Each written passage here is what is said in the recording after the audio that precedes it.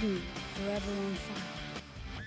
ಶಾಂತಿನಗರದಲ್ಲಿ ಕಾಂಗ್ರೆಸ್ ಮುಖಂಡನ ಹತ್ಯೆ ಪ್ರಕರಣಕ್ಕೆ ಸಂಬಂಧಪಟ್ಟಂತೆ ಅನೇಕ ಪ್ರಶ್ನೆಗಳು ಅನುಮಾನಗಳು ಎದುರಾಗ್ತಾ ಇದೆ. ಬಿಬಿಎಂಪಿ ಚುನಾವಣೆ ಬೆನ್ನಲ್ಲೇ ಮರ್ಡರ್ ಏನಾದರೂ ನಡೀತಾ, ಹತ್ಯೆ ಏನಾದರೂ ನಡೀತಾ ಅನ್ನುವಂತಹ ಒಂದು ಪ್ರಶ್ನೆ ಈಗ ಎಲ್ಲರನ್ನ ಕಾಡೋದಕ್ಕೆ ಆರಂಭವಾಗಿದೆ. ಕಾಂಗ್ರೆಸ್ ಮುಖಂಡನ ಹತ್ಯೆಗೆ ಕೈ ಜೋಡಿಸಿದ ಯಾರು ಅನ್ನುವಂತಹ ಪ್ರಶ್ನೆ ಎಲ್ಲರನ್ನೂ ಕೂಡ ಕಾಡ್ತಾ ಇರುವಂಥದ್ದು.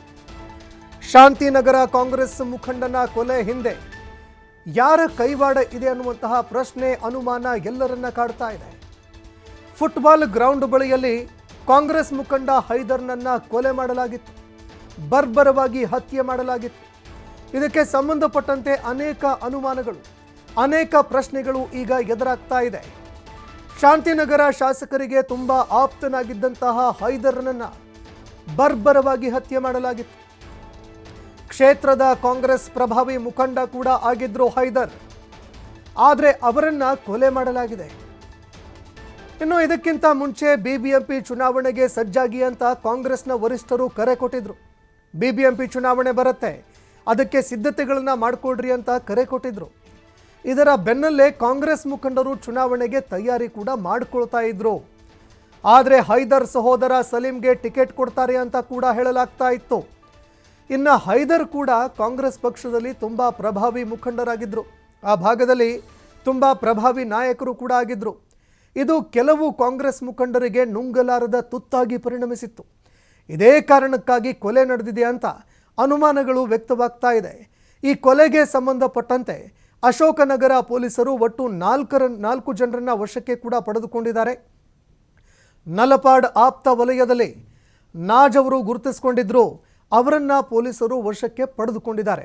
ಹೀಗಾಗಿ ಈ ಒಂದು ಪ್ರಕರಣಕ್ಕೆ ಸಂಬಂಧಪಟ್ಟಂತೆ ಈಗ ಹಲವಾರು ಒಂದು ಅನುಮಾನಗಳು ಕಾಡ್ತಾ ಇದೆ, ಹಲವಾರು ಪ್ರಶ್ನೆಗಳು ಈಗ ಎದುರಾಗ್ತಾ ಇದೆ. ಕಾಂಗ್ರೆಸ್ ಮುಖಂಡ ಹೈದರ್ನ ಕೊಲೆ ಪ್ರಕರಣ ಏನಿದೆ, ಅದಕ್ಕೆ ಸಂಬಂಧಪಟ್ಟಂತೆ ಬಿಬಿಎಂಪಿ ಚುನಾವಣೆಯ ಒಂದು ವಿಚಾರ ತಳಕು ಹಾಕ್ಕೊಳ್ತಾ ಇದೆ. ಬಿಬಿಎಂಪಿ ಚುನಾವಣೆಗೆ ಸಂಬಂಧಪಟ್ಟಂತೆ ಕಾಂಗ್ರೆಸ್ ಮುಖಂಡ ಹೈದರ್ ಅವರ ಸಹೋದರನಿಗೆ ಟಿಕೆಟ್ ಸಿಗುತ್ತೆ ಅನ್ನುವಂತಹ ಮಾತುಗಳು ಕೇಳಿಬರ್ತಾ ಇತ್ತು. ಇದೇ ಕಾರಣಕ್ಕಾಗಿ ಹೈದರ್ನನ್ನ ಏನಾದರೂ ಕೊಲೆ ಮಾಡಲಾಯ್ತಾ ಅನ್ನುವಂತಹ ಒಂದು ಪ್ರಶ್ನೆ ಈಗ ಎಲ್ಲರನ್ನ ಕಾಡ್ತಾ ಇದೆ. ಯಾಕಂದರೆ ಅವರ ಸಹೋದರನಿಗೆ ಟಿಕೆಟ್ ಸಿಗುತ್ತೆ ಅನ್ನುವಂತಹ ವಿಚಾರ ಕಾಂಗ್ರೆಸ್ನಲ್ಲಿ ಅನೇಕ ಕಾಂಗ್ರೆಸ್ ನಾಯಕರಿಗೆ ನುಂಗಲಾರದಂತಹ ಒಂದು ತುತ್ತಾಗಿ ಪರಿಣಮಿಸಿತ್ತು. ಇದೇ ಕಾರಣಕ್ಕಾಗಿ ಹತ್ಯೆಗಳು ಆಗಿರಬಹುದು ಅನ್ನುವಂತಹ ಒಂದು ಅನುಮಾನ ಈಗ ವ್ಯಕ್ತವಾಗ್ತಾ ಇದೆ. ಮತ್ತೊಂದೆಡೆ ಈ ಪ್ರಕರಣಕ್ಕೆ ಸಂಬಂಧಪಟ್ಟಂತೆ ಒಟ್ಟು 4 ಜನರನ್ನು ಪೊಲೀಸ್ ಅಧಿಕಾರಿಗಳು ಈಗಾಗಲೇ ವಶಕ್ಕೆ ಪಡೆದುಕೊಂಡು ತನಿಖೆ ಕೂಡ ಮುಂದುವರಿಸ್ತಾ ಇದ್ದಾರೆ. ಹೀಗಾಗಿ ಈ ಪ್ರಕರಣಕ್ಕೆ ಸಂಬಂಧಪಟ್ಟಂತೆ ವಿಚಾರಣೆ ನಡೆದಂತಹ ಸಂದರ್ಭದಲ್ಲಿ ಮತ್ತಷ್ಟು ಮಾಹಿತಿಗಳು ಹೊರಬರುವಂತಹ ಸಾಧ್ಯತೆ ಇದೆ.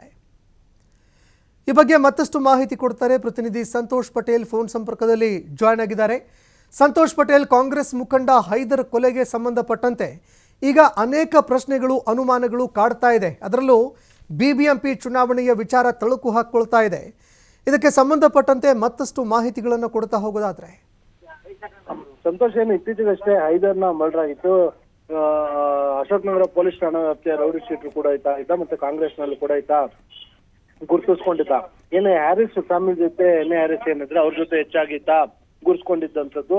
ಸೊ ಗುರುತಿಸ್ಕೊಂಡಿದ್ದಂತಹ ಈತನ್ನ ಮೊನ್ನೆ ನಡುರಸ್ತೆಯಲ್ಲಿ ಅಡ್ಡಗಟ್ಟಿದ್ದನ್ನ ಹತ್ಯೆಯನ್ನ ಮಾಡಿದ್ದ ಪ್ರಕರಣಕ್ಕೆ ಸಂಬಂಧಪಟ್ಟಾಗ ಈಗಾಗಲೇ 5 ಜನರನ್ನ ವಶಪಡಿಸಿಕೊಂಡಿರುವಂತದ್ದು. ನಾಜಿ ಮತ್ತೆ ಅದರ ಜೊತೆ 4 ಜನರನ್ನ ವಶಪಡಿಸಿಕೊಳ್ಳಲಾಗಿದೆ ಅನ್ನೋ ಮಾಹಿತಿ ಲಭ್ಯವಾಗ್ತಾ ಇರುವಂತದ್ದು. ಇನ್ನು ಇಡೀ ಪ್ರಕರಣದ ಹಿನ್ನೆಲೆಯನ್ನ ನೋಡ್ತಾ ಹೋಗೋದಾದ್ರೆ ಮುಂಬರುವ ಬಿಬಿಎಂಪಿ ಚುನಾವಣೆ ಏನಿತ್ತು ಇದನ್ನ ಆಧಾರವಾಗಿ ಇಟ್ಕೊಂಡು ರಾಜಕೀಯವಾಗಿ ಹತ್ಯೆಯನ್ನ ಮಾಡಲಾಗಿದೆ ಅಂತ ಹೇಳಲಾಗ್ತದೆ. ಕಾಂಗ್ರೆಸ್ ಮುಖಂಡರ ನಡುವೆ ಈ ಒಂದು ಒಳಜಗಳದಿಂದಾಗಿ ಈ ಒಂದು ಹತ್ಯೆಯನ್ನ ಮಾಡಲಾಗಿದೆ ಅನ್ನೋ ಮಾಹಿತಿ ಲಭ್ಯವಾಗ್ತಾ ಇರುವಂತದ್ದು.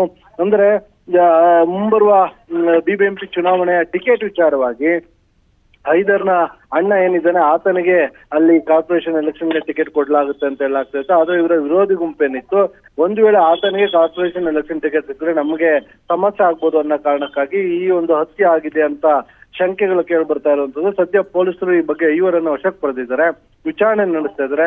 ಇನ್ನ ಹತ್ಯೆ ಆಗಿರುವಂತಹ ಹೈದರ್ ಗುಂಪಿರ್ಬೋದು, ಅವರ ವಿರೋಧಿ ಗುಂಪುಗಳಿರ್ಬೋದು, ಎರಡೂ ಕೂಡ ಎನ್ ಎ ಹ್ಯಾರಿಸ್ ಮತ್ತು ನಲ್ಪಾಡ್ ಅಪ್ಪ ಮಕ್ಕಳೇನಿದ್ದಾರೆ ಇವರ ಒಂದು ಗುಂಪಿನಲ್ಲೇ ಕೂಡ ಗುರುತಿಸಿಕೊಂಡಿದ್ದಂತವ್ರು ಅನ್ನೋ ಮಾಹಿತಿ ಲಭ್ಯವಾಗಿದೆ. ಇನ್ನು ಪೊಲೀಸರು ವಶಕ್ಕೆ ಪಡ್ಕೊಂಡು ವಿಚಾರಣೆ ನಡೆಸಿದ್ರೆ ಮತ್ತು ಪ್ರಕರಣಕ್ಕೆ ಸಂಬಂಧಪಟ್ಟ ಹಾಗೆ ಪ್ರಮುಖ ಆರೋಪಿ ಮತ್ತೆ ಯಾರು ಈ ಹತ್ಯೆ ರೂವಾರಿ ಅನ್ನೋದ್ರ ಬಗ್ಗೆ ಮಾಹಿತಿಯನ್ನ ಕಲೆ ಹಾಕ್ತಾ ಇರುವಂತದ್ದು. ಸಂತೋಷ್, ಧನ್ಯವಾದಗಳು ಸಂತೋಷ್ ಪಟೇಲ್ ನಿಮ್ಮೆಲ್ಲ ಮಾಹಿತಿಗೆ.